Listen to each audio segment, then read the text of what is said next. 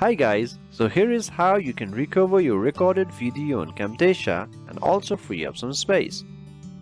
So we are trying to edit some videos on Camtasia and unfortunately it just shut down and we had not saved it. So the first thing to do is to reopen Camtasia.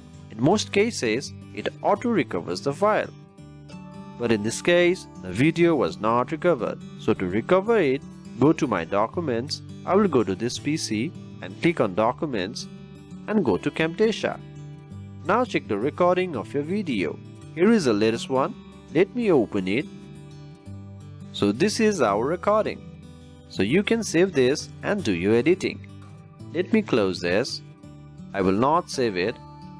Also, you can save some space by deleting these files. Obviously, please check it before deleting them. The recording of old videos might have piled up.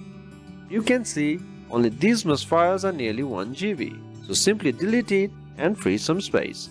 Thank you very much.